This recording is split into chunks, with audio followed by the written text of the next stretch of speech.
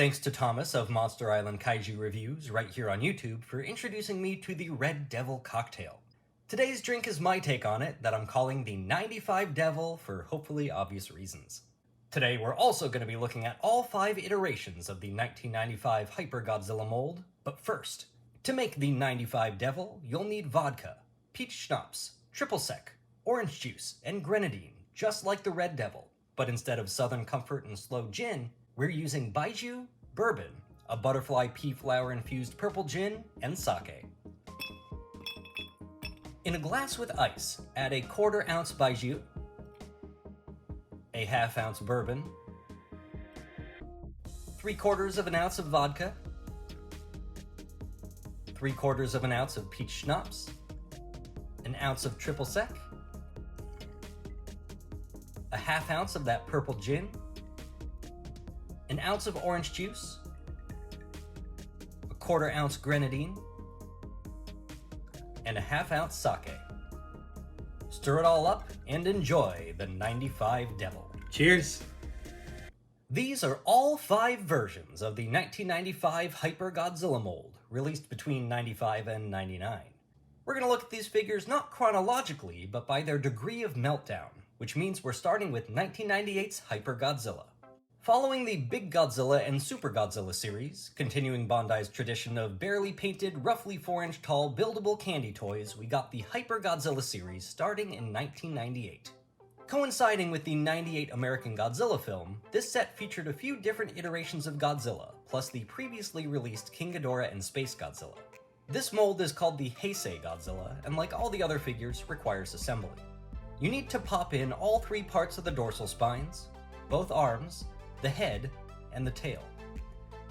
The eyes are the only thing painted on this guy, who is otherwise cast in all black. This is one of my favorite renditions of the suit in figure form. All it needs is a little more paint, but they're the perfect size to paint up yourself. Going back in time, this Godzilla was released in the 1995 Super Godzilla line, and was the very first use of this mold. It's nearly identical, but features red-orange eyes and the burning patches on the front. This one also came individually boxed and required assembly, and although the mold is identical on the outside, the arm plugs are squared as opposed to the round ones of the Hyper figure.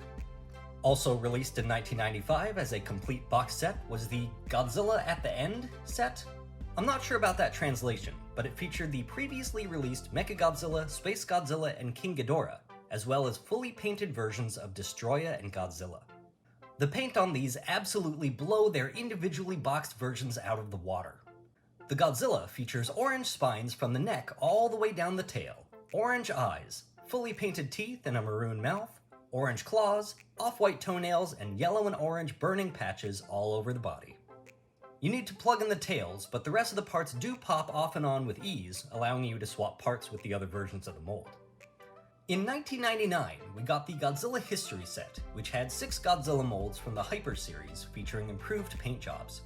Unlike the previously painted one, the claws and toes on this Godzilla 1995 are the same orange color, and it has a painted tongue.